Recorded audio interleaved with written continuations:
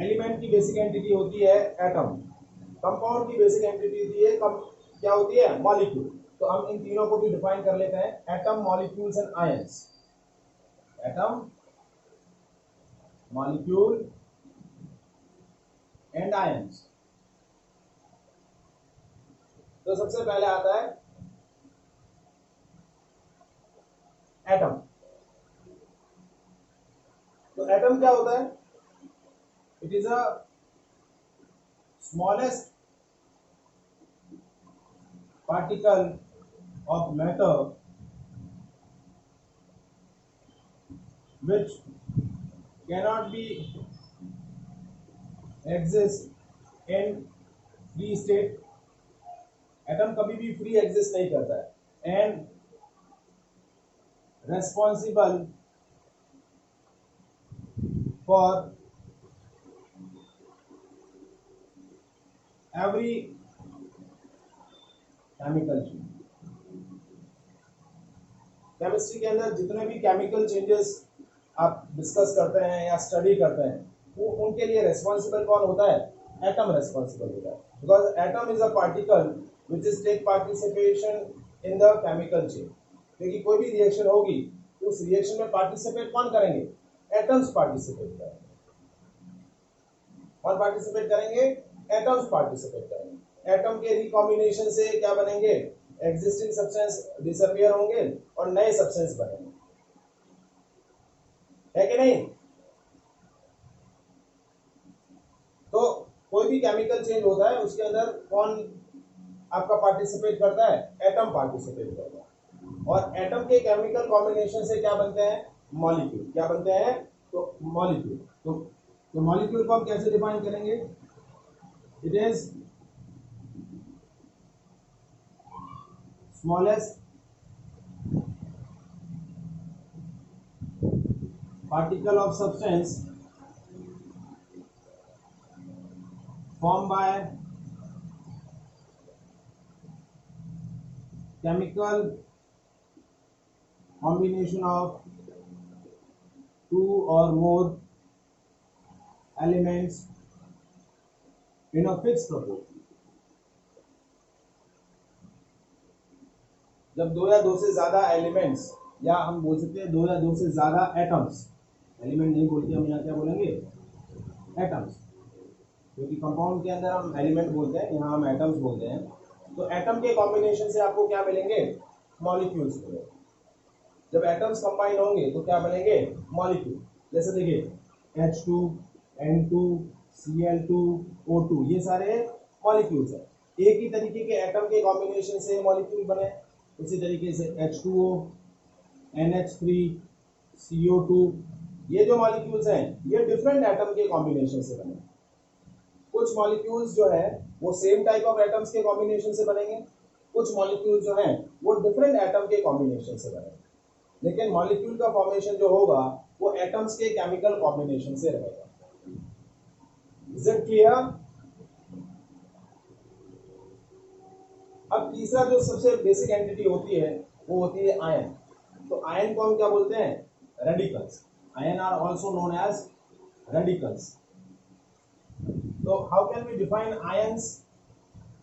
बता सकते हैं कैसे डिफाइन कर सकते हैं?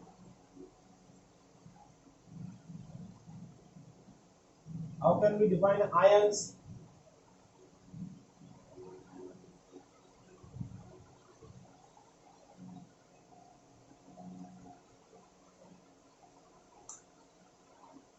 पॉजिटिव और नेगेटिव। पॉजिटिव चार्ज पार्टिकल को हम क्या बोलते हैं? पॉजिटिव चार्ज पार्टिकल को हम बोलते हैं कैटायन, और नेगेटिव चार्ज पार्टिकल को हम क्या बोलते हैं? एनायन। तो देखिए, तो ये होता है एन एटम और group of atom which has resultant charge due to loss or gain of electron।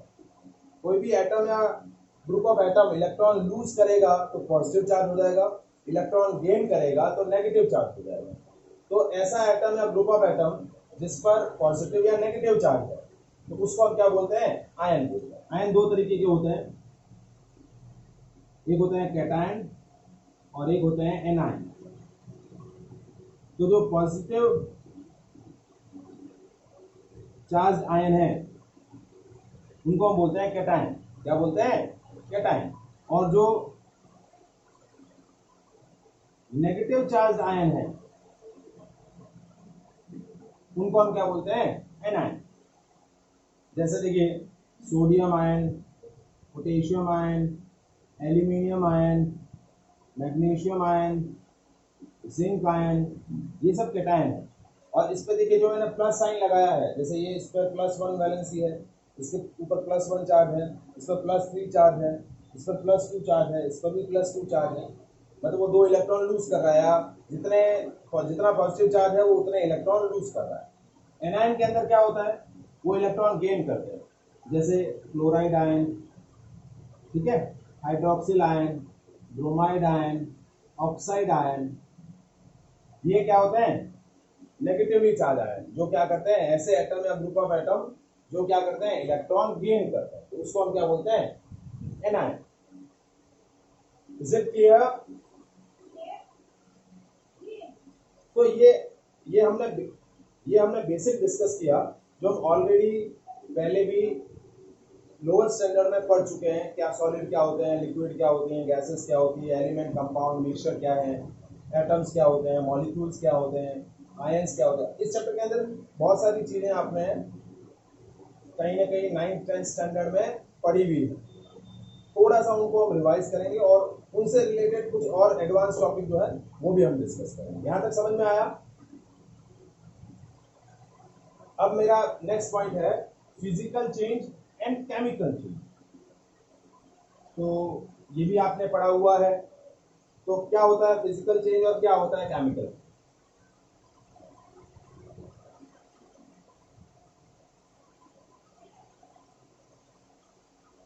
बता सकते हैं?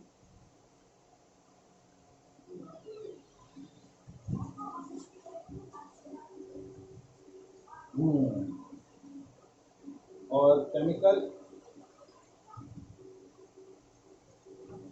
देखिए प्रॉपर्टीज तो देखिए फिजिकल चेंज या फिजिकल प्रॉपर्टीज चेंज होंगी, लेकिन कुछ स्पेसिफिक प्रॉपर्टीज चेंज होगी। देखिए चलिए केमिकल चेंज क्या होंगे बताइए।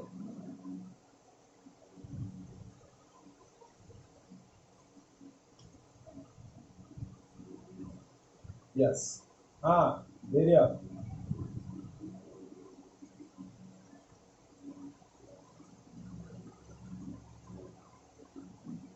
melting of wax.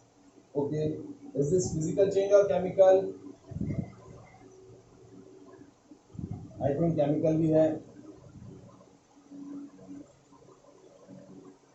melting of wax physical as well as chemical दोनों है। देखिए आपने 9th स्टैंडर्ड में आई थिंक ये चीज पढ़ी हुई है। फिजिकल चेंज क्या होता है, a change is said to be physical in which substance doesn't change its identity, doesn't change its chemical composition. मतलब सब्सटेंस का केमिकल कंपोजिशन चेंज नहीं होगा, उसकी आइडेंटिटी चेंज नहीं होगी, तो उस तरीके के चेंज क्या होंगे, फिजिकल चेंज। मतलब उसका जो केमिकल कंपोजिशन अभी है बाद में भी वही रहने वाला है, तो वो होता है फिजिकल चेंज। और उससे रिलेटेड जो प्रॉपर्टीज होती हैं वो क्या बोली जाती हैं, फिजिकल प्रॉपर्टीज। जैसे किसी भी सब्सटेंस का मेल्टिंग पॉइंट डिटरमाइन करना, किसी भी सब्सटेंस, किसी भी लिक्विड का बॉइलिंग पॉइंट डिटरमाइन करना, किसी भी लिक्विड या सब्सटेंस की डेंसिटी कैलकुलेट करना, उसका रिफ्रैक्टिव इंडेक्स कैलकुलेट करना, ये सारी फिजिकल प्रॉपर्टीज होती हैं। क्या बोली जाती हैं, फिजिकल प्रॉपर्टी। तो फिजिकल चेंज क्या होता है, समझ में आया? A change is said to be physical in which substance does not change its identity or its chemical composition.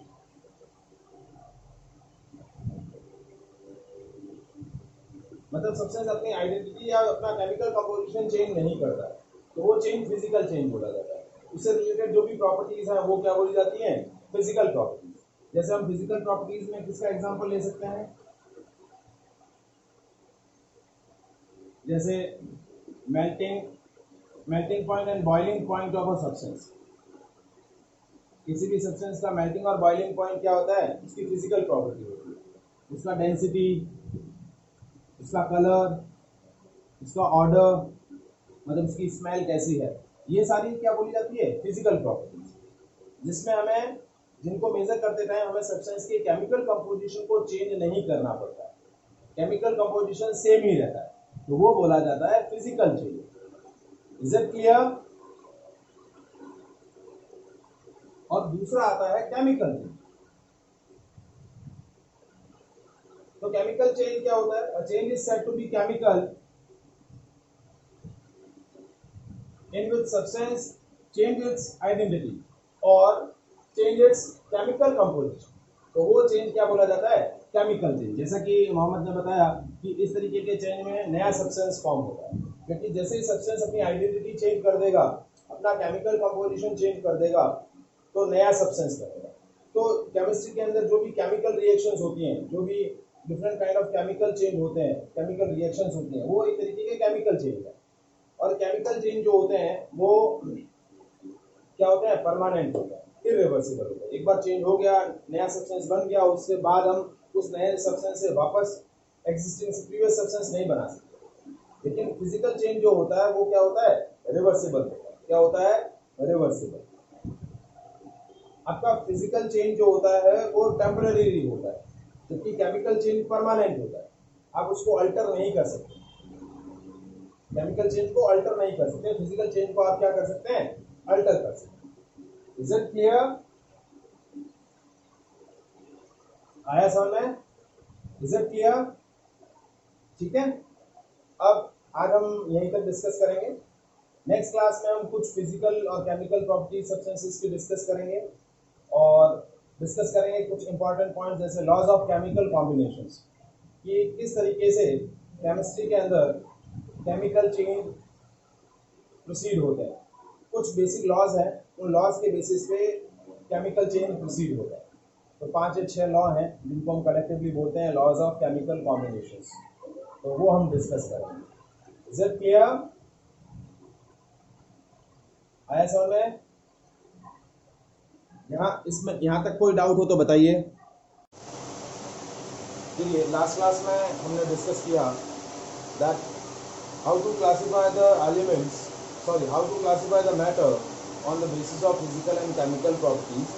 On the basis of physical properties, they classified into 3 categories: solid, liquid and gas. And on the basis of chemical properties, they classified into 3 categories: element, compound and mixture.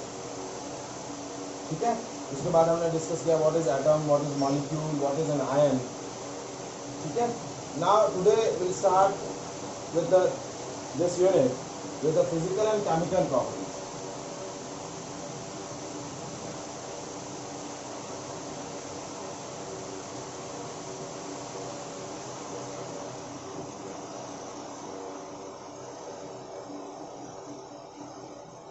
Physical and chemical properties of substance.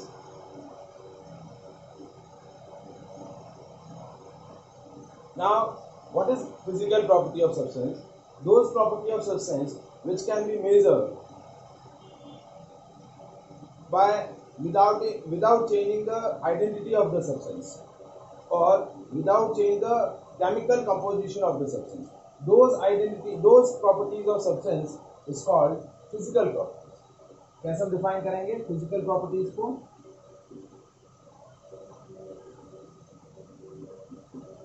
Those properties of substance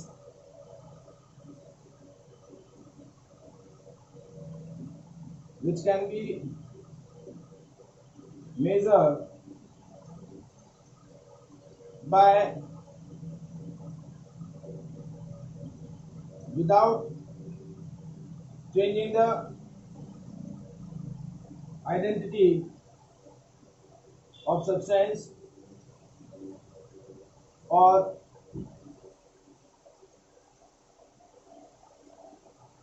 without changing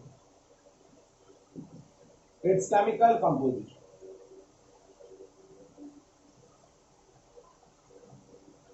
मतलब उसके chemical composition को change किए बिना या उसकी identity को change किए बिना जो प्रॉपर्टीज हम मेजर करते हैं वो प्रॉपर्टीज क्या बोली जाती है? Physical properties. क्या बोली जाती है? Physical properties of substance. Have you any idea about the examples of physical properties of a substance? कौन सब्सटेंस की कौन सी प्रॉपर्टीज फिजिकल प्रॉपर्टीज होती हैं, बता सकते हैं?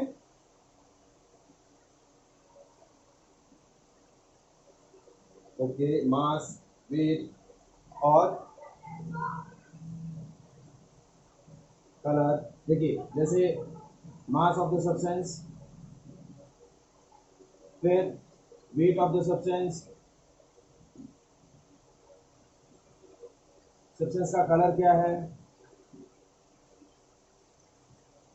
एटम, उसके बाद हम क्या बोल सकते हैं, उसका ऑर्डर क्या है, ठीक है, यानी उसका स्मेल कैसा है, ठीक है। उसके बाद उसकी डेंसिटी क्या है, उसका वॉल्यूम क्या है, उसका टेम्परेचर क्या है,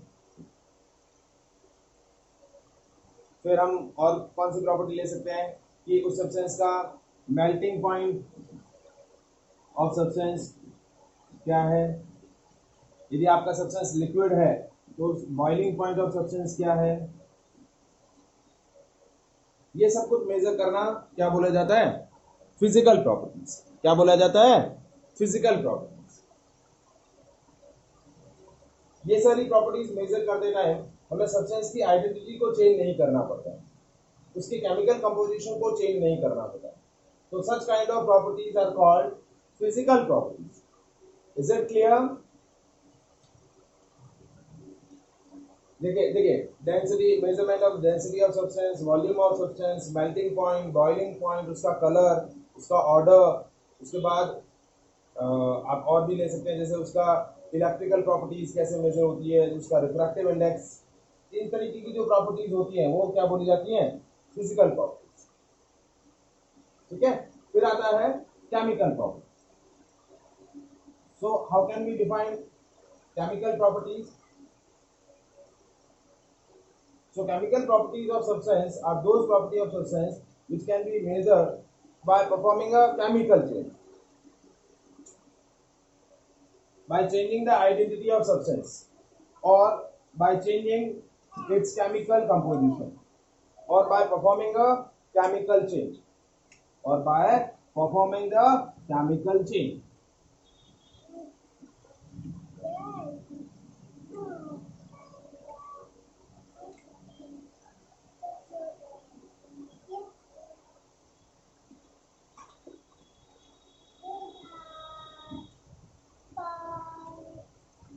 तो that properties is known as chemical property. जैसे जो भी हम केमिकल रिएक्शंस परफॉर्म करते हैं, जिसके थ्रू हम एक सब्सटेंस से दूसरा सब्सटेंस फॉर्म करते हैं, तो वो प्रॉपर्टीज क्या बोली जाती हैं? Chemical property. मतलब जितने भी केमिकल चेंजेस होते हैं वो क्या होते हैं? उस सब्सटेंस की केमिकल प्रॉपर्टीज को एक्सप्लेन करते हैं। जैसे हम सिंपल सा बोले that corrosion of metal, corrosion of metal क्या है? आपकी केमिकल प्रॉपर्टीज है। Burning of a substance in the presence of air, किसी भी सब्सटेंस को जब हम एयर की प्रेजेंस में बर्न करते हैं तो क्या होगा? जब भी कोई सब्सटेंस आपका बर्न होगा तो CO2 गैस प्रोड्यूस होगी, वाटर वेपर प्रोड्यूस होगा, ठीक है।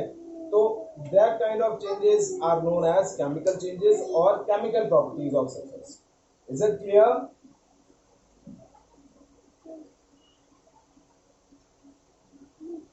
अब आपको आपके इस यूनिट के अंदर, इस चैप्टर के अंदर कुछ फिजिकल प्रॉपर्टीज को मेजर करना है, और उनको मेजर करने के लिए जो रिक्वायर्ड एपरेटस है या रिक्वायर्ड टेक्निक्स है उनके बारे में स्टडी करना है। तो सबसे पहली जो फिजिकल प्रॉपर्टी आपको डिस्कस की है वो है मास,